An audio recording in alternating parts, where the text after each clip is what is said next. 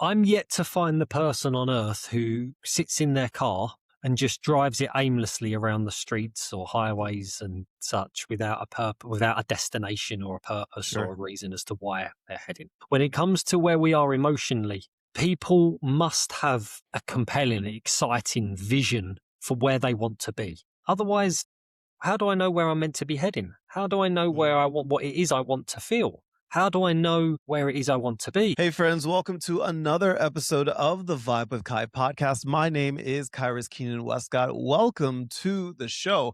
So, look, the 2026 FIFA World Cup is happening right now, right here on our soil across the United States, Canada, Mexico, and the entire planet is locked in. And that got me thinking about today's guest because this man actually lived that world at the highest level. My guest today is Matt Young, a UK-based coach who spent 8 years as a professional footballer before walking away from the only identity that he had ever known. What came after that was a raw, difficult, and ultimately one of the most important journeys a person can take because Matt had to figure out who he was without the game. And that road led him through 17 ultra marathons, 5 of which crossed the 100-mile mark. It led to deep immersion into human psychology and eventually to a coaching practice that has now helped thousands and thousands of people all over the world break free from the emotions that have kept them stuck. His core philosophy is one that I had genuinely never heard framed this way before. And that's this: you do not have emotions, you use them. That idea, it reshapes everything about how you relate to your anxiety and fear and overwhelm and that feeling that your circumstances is running your life. You know what I mean? So Matt has also has this completely free resource called the 5-day mindset shift, and that is just short daily videos sent straight to your inbox. And if you're interested in that, the link is in the show notes, so definitely go check it out. And if you, on top of that, if you want some exclusive segments here, we did record an exclusive reverse the mic segment where Matt put me in the hot seat with some questions that I was not ready for, plus the full ADHD deep dive library. You can get all of that if you subscribe for $5 a month on Patreon or on Facebook. The links are also in the show notes. With that said, my friends, sit back, relax, and enjoy my chat with the incredible Matt Young. My friends, I am sitting here with Matt Young. Matt, what's going on, my friend? We're recording this on a Friday. Happy Friday to you. Indeed, and to yourself, my friend. Thank you very much for having me on. I'm really looking forward to this chat. Yeah, man, absolutely. You know, I was looking through your background, and I realized a massive shift from playing professional football for 8 years in the UK, and for all of my American friends, when I say football, I mean soccer. Playing professional football for 8 years in the UK to running 17 ultra marathons. Oh my gosh, like I can't even imagine. What was the catalyst that pushed you from like that team sport environment into one of the most, I would say, grueling solo endurance challenges on the planet? What was the catalyst for that? I think for me, it was a desire to Mm-hmm. uncover more, Mm-hmm. a desire to uncover more about myself, within myself, and the part of me that I could tap into in that nature. I think Mm-hmm. when it comes to our emotions, I once was in a very dark place with my emotions. I was battling limiting emotions of anxiety, fear, depressive thoughts, overwhelm, stress, these things that I felt quite limited me. And through a journey that I self-discovery and understanding and copious amounts of psychologists and therapists and go with that. I suppose the simple term is become obsessed with understanding more about myself, understanding more about what's possible, understanding more about the human psyche and what drives us, what makes us tick. And so a career in professional football as a child was always my dream. Mm-hmm. But when that was done, and during my professional football career was probably my darkest time, I had a yearning to want to still uncover more. And Mm-hmm. sometimes often I take these radical routes, and it's not just limited to the Yeah. physical side of ultra marathons, but learning and immersing myself in different forms of psychology in so many different ways, because it's to answer your question to the point, it's just a desire within me to uncover more so I can share and give more Yeah. to others. Yeah, I love that. And so I would imagine transitioning from those extreme physical challenges into the psychology side of human behavior, I find that truly fascinating. And I would imagine, and correct me if I'm wrong, your personal physical battles, is it fair to say that they laid the groundwork for becoming the coach that you are today that helps people overcome their mental barriers? Absolutely. I mean, I was in a place where I was the client. I was the person who was facing those mental battles and emotional struggles in my life. And I found a solution. I found things that worked for me when I didn't believe that conventional routes had sort of gave me the result of what I wanted. But then when your life becomes quote unquote good, Mm, I was like, great. And you know what? That's beautiful. But oftentimes I found the deepest learnings, the deepest understandings come in the moments where you feel a little bit unsure, mm, uncertain, a little bit, I'm not sure if I can do this. I'm not sure if I can get through this. But I'd gone through that and come out the other side. But there was a part of me that wanted to, still is a part of me that wants to learn more of that. So I look to cultivate some experiences for myself because prior to the running, I had no background in running. I found it boring. sure. Like, Yeah. to run on the road or run on what you guys would say is the sidewalk. I Yeah. found that boring. But when Yeah. I attached it to a deeper meaning of learning more, uncovering more about myself, it was just something that hooked me. And like you say, the physical challenges of what I faced during that was second to the mental things that I was having to overcome. Yeah, and what's great, what I love about what you're doing, Matt, is that you've put together this incredibly awesome free resource called the 5-day mindset shift, which is you sending short videos directly to people's inboxes. Why that format? What inspired you to format your coaching into those specific bite-sized daily steps for people that are looking for a fresh start? Apart from the fact that we live in a day and age where people want results yesterday, Yes, like yes, we do. Yes, we do. in any area. I mean, this is why Amazon thrives at this stage, or any one day delivery service thrives at this stage, because when we see it, we want it.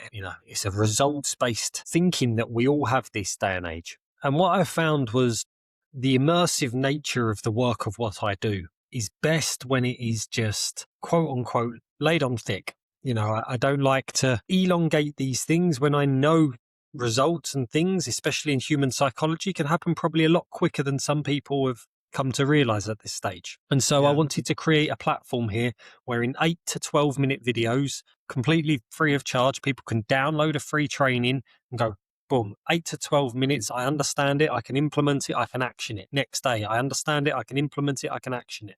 And so many people at this stage of thousands and thousands of people from around the world have gone through that training. And it's been something that, like I say, it's a simple resource that any of your listeners could download right now and action in the next, 30, 40 minutes after this podcast Yeah. is done, because it's actionable, it's fast, and it appeals to what people want. Yeah. Well, when I was on your website, just kind of clicking through not long ago, one of the core philosophies that I saw is the idea that we don't have emotions, but rather we use them, right? We don't have them, we use them. Can you explain what you mean by using an emotion versus simply having an emotion? Absolutely, I can. So I think we all fall into the trap, and I'm no different in this nature, of saying that, I have anxiety, or I have fear, I have depression, I have whatever it may be. And the reason we think, or from my expertise and experience in this area, that we believe that about ourselves is because we don't quite understand why or where or what purpose it's serving in our life. Because, for example, we don't necessarily say I have love, or we don't Yeah. say I have, um, you know, passion and things like this. We use those traits in certain ways. And I Hmm. think the same can be said for these limiting emotions, because ultimately any emotion that we use to serve a purpose. So for example, anxiety, when you do on the work of what I undertake is showing people this. Anxiety, people always use for mainly three ways: to keep them safe, to keep them secure, and to keep them away from dealing with something that maybe makes them feel completely out of control. Yeah. And so if something out there in life is making me feel unsafe, insecure, or out of control, I use anxiety as a way of keeping me away from dealing with that. Mm. And when we can start to see emotions in this type of way, we don't become just the secondary character in the book of emotions, but we become the author, the producer, the director, the writer of Mhm. our emotions because we understand exactly how to use them. Just to elaborate that one tiny bit further, it's like the boss at work. The boss at work who's currently going for anger management classes. Why? Because the boss at work is finding that, you know what, with his employees or her employees in the workplace situation, they find themselves getting very angry, very snappy with people, very, to the point with people, and it's just inappropriate in the workplace. And so they have anger issues, quote unquote. But I would necessarily have the opinion that that might not be the case. Mm. Maybe what they found is that by using anger, they get the attention, they get the eyes, they get the ears, they get the rapid response of work, they get the outcome of what they want from their employees. And the most prudent way that they found to do that was to use the trait of anger as a way of getting that. Because when they try and use calm, use peace, use logic with them, they don't get the same urgency from their employees. And so Mhm. when you have a different perception on it in this way, you start to deal with what I like to think as the root cause and not just the petals and branches that are sprouting as a result of that. And that's really where that philosophy comes from. Yeah, I love that because I truly do believe that understanding that emotions are tools completely shifts how we view our daily struggles every day, which actually leads me directly into the specific hurdles that so many of us face every day. And I want to go back to something that was said earlier about us like feeling stuck at times because this is a big topic of conversation for my audience. A lot of people listening, especially um, busy parents, professionals in the corporate world, especially, are feeling trapped by their anxiety, feeling trapped by overwhelm. In your experience working with thousands of people globally, what is the biggest misconception people hold about why they remain stagnant or stuck? I think one of the biggest misconceptions as such, as the language of what you use, is that we are powerless to do anything about these types of emotions. Mm. It's Mhm. because of X circumstance or X event or that person or this situation or this thing that I've been through that this is the way that I am. Now, I would never invalidate, never dismiss, never look to be unempathetic, if that's the correct term, for whatever anyone's been through. However, I'm a true believer that life circumstances are not the reason why we are where we are today. It's the meaning that we've given the life circumstance that has produced the feeling that I have towards it. And so when I'm working with, the athlete or the actress or the business owner or the single parent or the university student or everyone in between, it is a case of understanding the fact that we are not a lost cause. We are not someone who is beyond help. You have not tried everything. You have not, exhausted every avenue possible. You're not wired differently per se, which is some of these beliefs that we often tell ourselves. Yeah. Maybe you just don't understand as of right now why you've been quote unquote using this trait to serve a deeper purpose, like I explained Yeah, previously. I love that because I feel like when you mentioned circumstances just now, and I feel like when someone believes that their circumstances dictate their emotional state, breaking that cycle seems impossible sometimes. And so I would imagine that you help guide people to I guess through seeing that solutions exist regardless of their external environment. Is that's what you're saying now, right? Correct, because we know, the evidence is there that there's people on this earth that have been through the most abhorric, terrible, awful life circumstances that no one would ever wish upon anyone on this earth. They're not necessarily anxious, depressed, and sad. They've used potentially that circumstance or event that is absolutely disgusting potentially, to say, you know what, I'm going to make it my mission to ensure that there's not another person on this earth that goes through what I went through. Or, you know Mhm. what, I'm going to make it my mission to say, you know what, I'm going to show people what's possible. And they give it a deeper meaning, a deeper understanding. And that's the key power here. Our life circumstances do not define us. It's the meaning that Mm. we give our life circumstances that define us. Right. That makes me the word that I think of as you describe that, Matt, is the word identity. Right. I feel as though we often label ourselves based on our struggles. I'm guilty of it sometimes. We label ourselves based on our struggles, saying things like, like you had mentioned before, like I am an anxious person. Is it limiting, I guess, our ability to move forward if we tie our identity to an emotion? It's a great question and way of putting it. I think, and I like to believe us all as human beings as emotionally flexible and emotionally fluid. And what I mean by that is we can experience any emotion that we want, from love to joy to despair and anger and everything that sits in between. We can experience it all.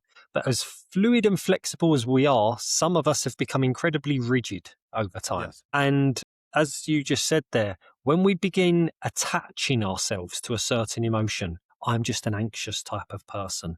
I'm just this type of person. We put up what I call is, in the anxious term, the anxiety box around our life, where now Hmm. I'm not Matt Young, the emotionally vibrant, free human being that I was where the world is my oyster. I'm now Hmm. Matt Young, the guy who can only live within the anxiety box of my life and can only do as much as this emotion and trait allows me to perceive. Yeah. So, you know Yeah. what? I can't go and deal with that situation because my anxiety doesn't allow it, or I can't step into that environment because I get anxious there. And Hmm. a big part of my work is helping people break out of that way of thinking, breaking out of that place emotionally. Because, like I say, it wasn't once who they were. It's not someone that they truly are, because they wouldn't be tuning into a platform like this and a podcast like yourself if they truly believed that this was who they are. People are here to learn, to grow, to understand, to find new avenues of thinking in this way. And so, yes, absolutely, we do limit ourselves when we attach ourselves to a certain emotion, and our identity becomes smaller and smaller and smaller, to when I become a anxious, depressive, low mood type of person. And then when I'm happy, yeah, but that doesn't last long because I'm this type of Right. person. And Right. that often keeps people caged. Yeah. In a lot of your talks and in a lot of your publications, you talk a lot about the mind body connection here. And I know from my own late in life ADHD diagnosis how much biology plays a role in our daily function. My question to you is this: how does the physical physiology impact our ability to process and reframe those heavy emotions? Everything. The body is the epicenter of human emotion. The body is the epicenter of human emotion. And so I do this with my clients, and I'll work with you on this now, and I'll show you. And Yeah. for your listeners, they can do this as well. If I was to ask you, please tell me, what's your favorite ice cream? I had it last night actually. It's vanilla with the caramel chunks in the middle. It was Vanilla so with good. caramel chunks. Yeah. Very precise. I love it. Yes. And so let's say and for your listeners, you can also answer that question. Let's say in an alternate universe now, I had a vanilla ice cream in my hand here with little caramel chunks in, and I could pass that through the screen to you.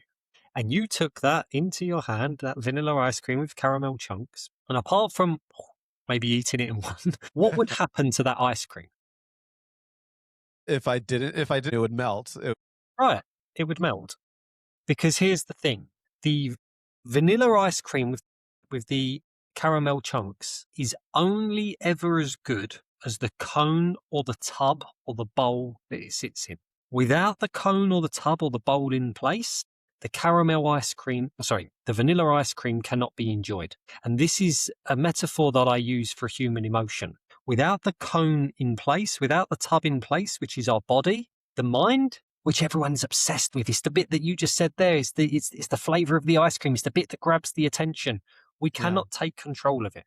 The deeper neuroscience with all of this is that, 80%, 80% of the neural pathways that dictate our parasympathetic nervous system and rest and digest and everything that goes with that, 80% of that are afferent, meaning the neural pathways go from body to mind. Yeah. Only 20% are efferent, which go from mind to body. What that means essentially is if I'm holding my physiology, using my physiology in a certain way that feels like I'm anxious, tense, stressed, whatever it may be, or feels like I'm low, shoulders down, looking down, shallow breathing, hunched over, this type of thing. It doesn't matter what I'm telling myself up here.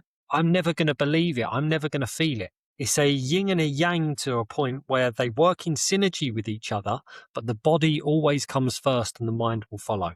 You get the tub out, you get the cone in place, and then you can place the vanilla ice cream on top. That's where life and emotions can be enjoyed. Now I want ice cream, Matt. Now this is a problem. This is a problem, and I need you to work on the technology that would allow you to hand me ice cream all the way from across the pond to me right now. They'll be You surprised. gotta Minds work on that that. they'll be able to come up with that much sooner, I think. I know.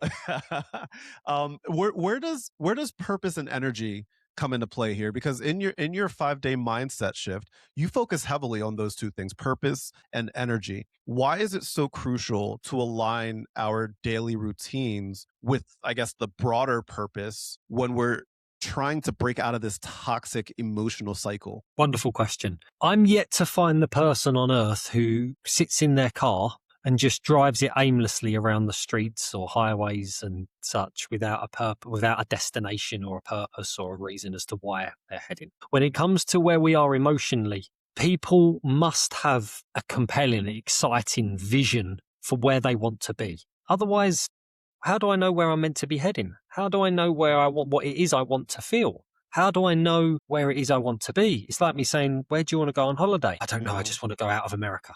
Right. Okay, well, do you want to go to like Bolivia or Belarus or Brazil? Like anywhere? Oh, I just went out of America. Okay, well, just hop aboard across the border to Canada. There you go.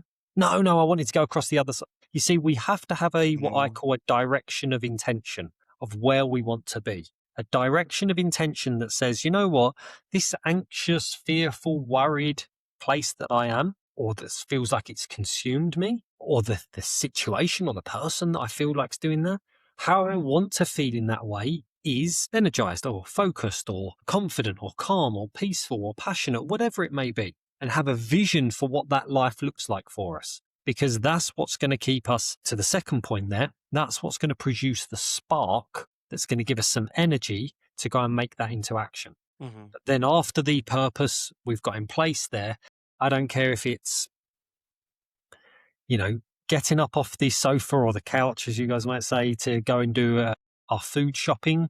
I don't Right. care if it's to get up and, make something happen in our relationship. I don't care if it's maybe at work and you've been procrastinating and you're like, right, come on, I need to really do something about this now. There has to be a certain zest, a certain energy, a certain nature of upbeat vibrancy within us to move into action. Mhm. A Yeah. depleted, less than vibrant soul is one that's going to feel like everything's a chore and everything feels like it's trying to catch up Right, on. right. It's one thing to acknowledge those cycles logically, but I also feel like it gets much messier when we look at our own personal lived experiences, right? So, like managing my own content creation along with a full time career in paid media, it means that my executive dysfunction often kicks in, and I'll find myself biologically exhausted, right, and struggling to initiate sometimes the simplest of tasks. When you hit a wall of pure mental fatigue, what does your internal dialogue sound like? Well, I think the biggest trap is that we often think that productivity means being busy, Mm, being on the mhm. move. The analogy I give to this is the fastest Formula One cars, the most powerful Formula One cars still need a pit stop every once in a while. Yes. But we have the thought process at times to think that slowing down means I'm not being as productive. No, slowing down is almost like a catapult. It's like a slingshot. You're pulling back, ready to absolutely catapult yourself with even more focus, even more energy, even more direction into the next realm. That's why after a good night's sleep and everything else, we feel much more energized and ready to go again. If we use Yes. an emotional context, they're in synergy with each other. It's not I'm working and "Oh God, now I need to take a rest because I'm so burnt out, and now I need to exhaust myself again, and then I need to take a rest." No, because you're trying to use these energies sort of in creating friction against them. No, that they work in unison. I use this time in terms of the dialogue. I use this time to take 10 minutes here, 20 minutes there, 30 minutes there, to be able to, whatever language someone likes for this, decompress, have a moment, touch base with myself spiritually or emotionally, to then go, right, I'm ready to catapult myself again into the next realm. And I think that's oftentimes, especially in high performing individuals, something that they struggle with, because what they know is, to quote Rihanna, is to work, work, work. Yeah. Yes. And that's all they know how to do. And when they're Yeah. not doing that, they feel like they're being unproductive. Yep. But I know that's that simply feeling all not the too case. well. I know that feeling all too well. It's it can be exhausting. It sounds like you operate with the mindset that life is happening for you and not to you, which I love. But I'm curious, has there ever been like a moment in your life when that belief was severely tested? Too right. The reason that I believe that now is because I didn't believe that for so long, and I Yeah. didn't think life had a meaning. I Mhm. didn't think that the things that I was going through and coming up, and the childhood things that I went through, and when I was, in a certain dark place emotionally, life didn't have a meaning at that stage. Mhm. I used to think that life was just happening to me, and there's nothing you can do about it, Matt, and you're just going to have to deal with the consequences, and this is the way that life is. Right. But like I touched on earlier in this podcast, I was the only one who kept suffering from that place. So I chose to begin to dictate that meaning. Mhm. You know what? No. Just because X person spoke to me in a certain way doesn't mean that I need to, carry that, feel that, be that type of person. Maybe, you know what, the fact that they've rejected me, the fact that they've pushed me away, that's actually given me a deeper meaning to be able to use. And I come back to it again, use that situation as a catalyst for me to be able to go to the next level and uplift and Right. change where I am. So I Right. think that for me, that belief stems from a place of not having that belief for so long. And that's why now look to use each and every circumstance that I face to try and create a meaning of empowerment for myself. Right. You mentioned those dark places that you were in. Since coming out of those dark places, were there any hard truths that you had to accept about yourself before you could reach the level of emotional freedom that you have now? Because like I hear you talk about this and you talk so eloquently about it. And I would imagine that to get to this point, Matt, like there had to be some sort of hard truth that you had to accept about yourself. If so, do you mind sharing what that hard truth was for you? Yeah, and of course I'm open to this, and at the risk of sort of sounding too over the top with this, the truth was the harsh truth that I had to face within myself was that Matt Young, the human being, had no substance, Mhm. had no backbone as a human being emotionally. You see, from the age of 5 years old, all I ever spoke about, all I ever thought about, all I ever wanted to be was a professional football player. And I worked so hard, so focused, so driven on Matt Young, the footballer, to create an identity for himself that he could bury himself in. And I looked to build that person up and up and up and up and up and up and up. And so for so long, I lived a life where Matt Young, the footballer, could mask over Matt Young, the human being, mask over what Matt Young, the human being, had gone through and some situations and some demons that he had going on and some emotions that he didn't like, because I could present Matt Young, the footballer, and the longer I buried myself in that identity, the more I didn't have to look at what was going on behind closed doors. And for me, that was a place where, even if I wasn't playing football, even if during the off season, even if, after a game and we had a couple of days off, I'd always be like, no, I need to do more. I need to focus more. Why? Because I understand now there was a part of me that was petrified of looking at what Matt Young, the human being, is, because I'd never actually opened the door to him. I'd never actually worked on him. I'd never actually understood him. I'd always put this identity in. And that's all well and good while you've got a professional football career.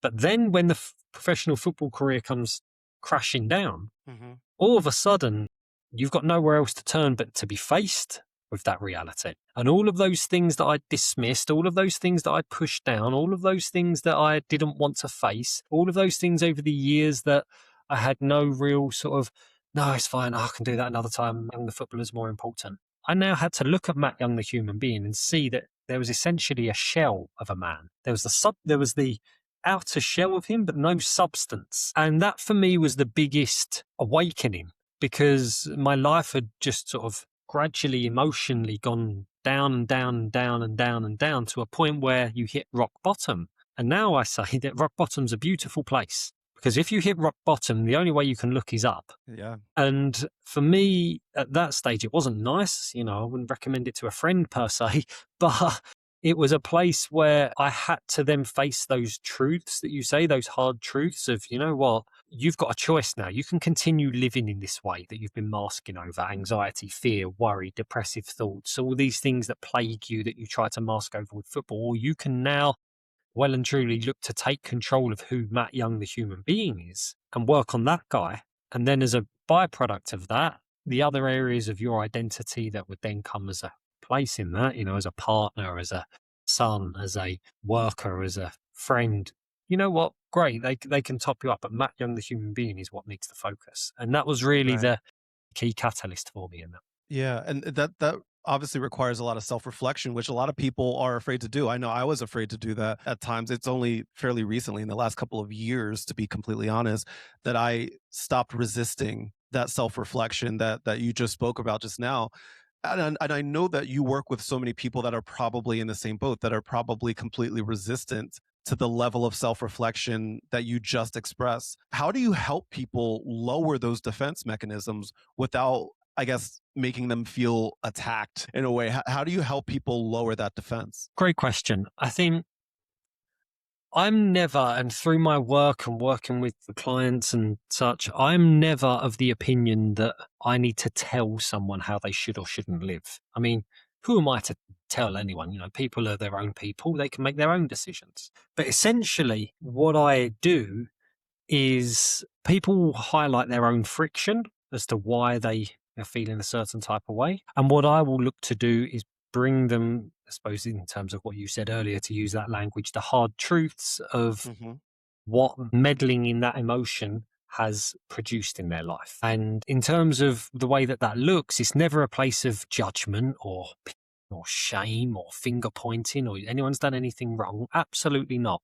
But it's an understanding of going, the way in which you've been operating emotionally has produced these types of results in your life, personally, professionally, within your relationships, within your finances, within your social circle, within your health. Emotionally, this is what this has produced. We can fight that reality. We can say that in every single one of those scenarios, we can pin blame, but blame is caging. Ownership is liberating. And if you wish to change that certain area, then I've got some expertise in this way that might be able to help you with that. But that I'm not going to tell you to do that. That needs to come from you. And if you want to take ownership of that and you want to free yourself from those anxieties, fears, worries, doubts, stresses, overwhelms, whatever it may be, then there's a vehicle here for you to do exactly that.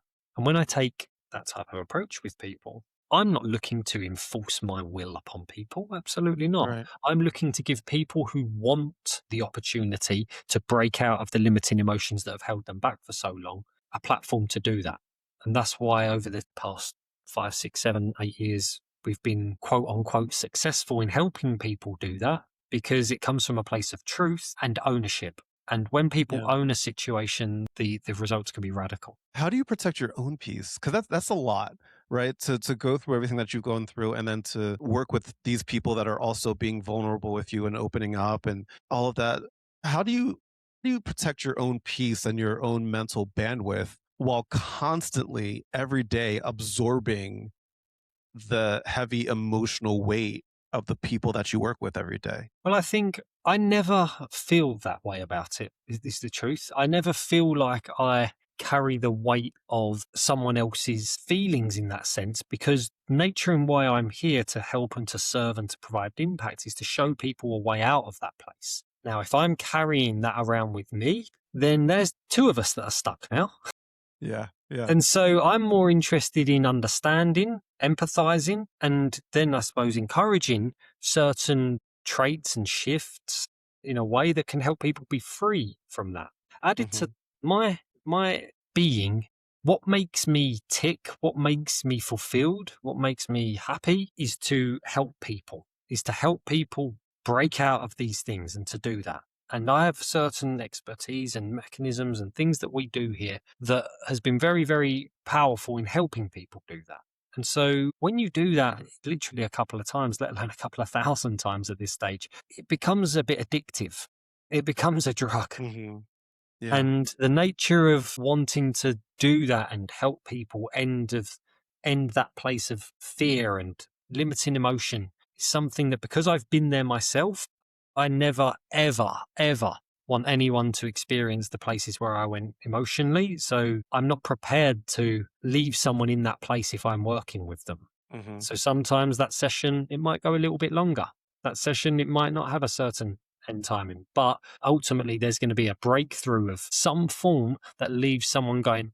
And when they Hmm. do that, in whatever capacity that might come in, that allows them to be free, that allows me to be free, that allows the vibrancy of what we're creating here to be forward thinking progression, as opposed to just on the adverse, unloading where we are emotionally, both of us then carrying that around with no actual breakthroughs occurring.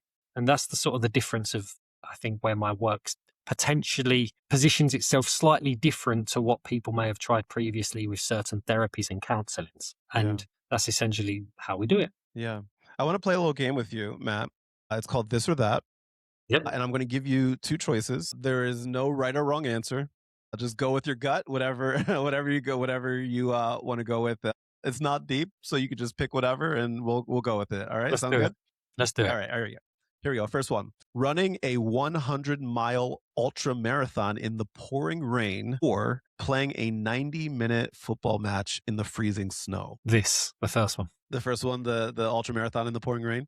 Yeah, I think Yeah. the stage of where I'm at now, even though I'm not currently running ultra marathons, it probably sounds a little bit masochistic, but that actually excites me.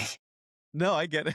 I get it. Playing football in the snow, as much as I love football, that doesn't excite me, because you take one Right. hard shot to the inner thigh, Yeah. there's going to be a ball mark that sits there for about the next weeks.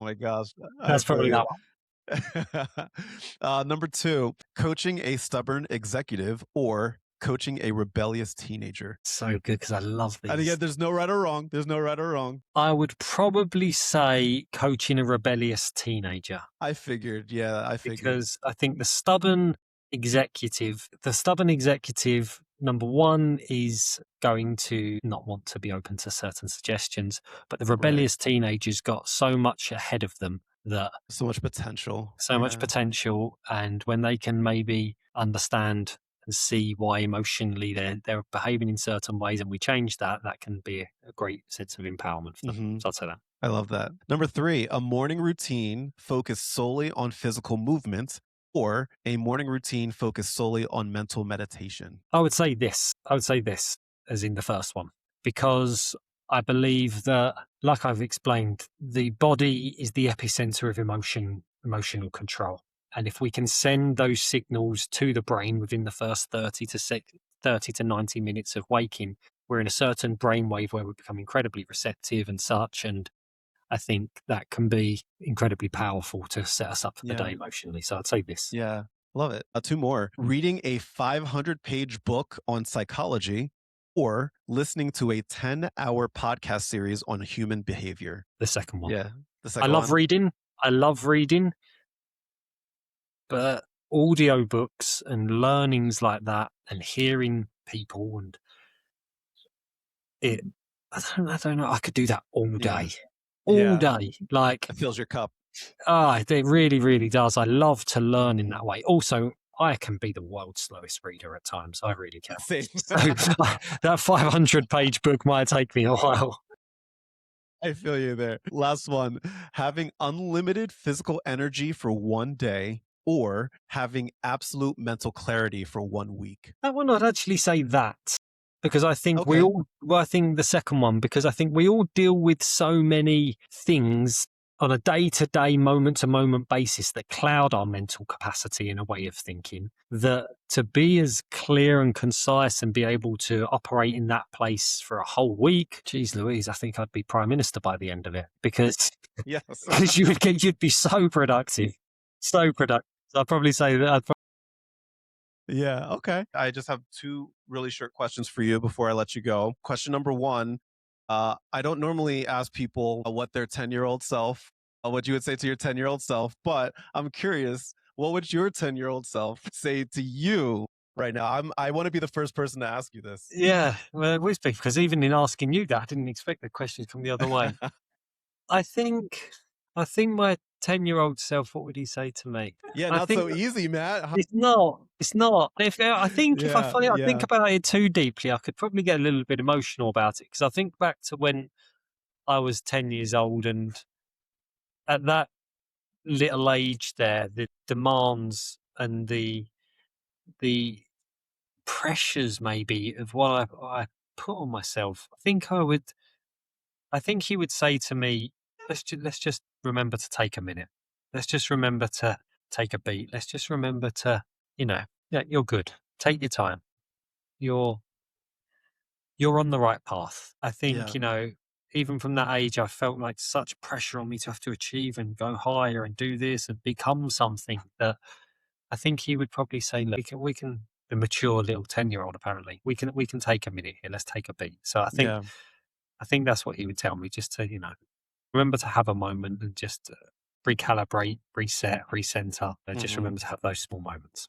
I love that. I love that. For anybody that's been listening and they're like, I like this Matt guy, I want some more information. I'm going to include all of Matt's information in the show notes of this podcast. So all you have to do is go click. All of the information will be there, including all of the information surrounding the 5 day mindset shift that he offers. You should definitely check it out. And my last question to you, Matt, is this is what I asked the final questions for all of my guests. If there's one thing that you want the audience to take away from our conversation today, what is that one? The one thing that I would love, I think it touches a little bit on what we have just spent maybe the last 10 minutes speaking on. I'd say the one thing that would be lovely for them to take away is maybe a little bit of introspection without judgment. And what I mean by that is just maybe asking themselves, what would your 10-year-old self say to you? Because I know we've covered a lot of wonderful stuff here, but I think that question can bring up so many different avenues of thought that it can just give people maybe an understanding into what you need right now. Because I think if people can go away and ask that and maybe give themselves the grace of having that moment to reflect and having that moment to really consider that answer, they can maybe give themselves an insight into things that people are living probably a dream that once upon a time they didn't deem was possible. That 10-year-old Hmm. self maybe didn't see that this life was possible. Yeah, And so the feelings of pride that of what you spoke about there maybe just gives us a chance to reflect on that and have a moment to sit with those feelings, because that can be a beautiful yeah. time when we give ourselves that space. So that's one thing I'd encourage the listeners to do for sure. I love that, Matt. Thank you so much for joining me today, my friend. I appreciate you and your insight. No, I appreciate you having me on, and thank you for the work that you're doing as well. Absolutely. Thank you, man. You know what this episode reminded me of? The players that you're watching right now in the World Cup, they did not just get here by just grinding harder every single day. The best ones learned when to push and when to pull back. When they understood when to rest so that they could perform at their best. And Matt made that same point in this very conversation, and it hit me personally because I've spent a lot of time believing that slowing down meant falling behind. I truly believe that rest was a sign that I was not doing enough. Matt reframed that completely. He called it a slingshot. You pull back so you can launch forward with more energy and not less energy. Listen, if that landed for you, like it landed for me, go check out Matt's free 5 day mindset shift. It is 8 to 12 minutes a day for 5 days, and it goes straight to your inbox. The link for that is in the show notes. And please, if you can, leave a review on whatever platform that you're listening or watching on right now. It means everything. So make sure you do that. Also, make sure you follow along at The Vibe with Kai. And if you want the Reverse the Mic segment from today, that's exclusive. And on top of that, behind the scenes content that you're not going to find anywhere else on the internet, make sure you subscribe for $5 a month on Patreon or Facebook. And if you want some blogs and if you want to join the email list, the mental health resource hub, all of that, including the ADHD Viber store, make sure you go visit thevibewithkai.com. With that said, my friends, thank you so much for watching and for listening. As always, much love, good vibes. I'll catch you next time. Bye.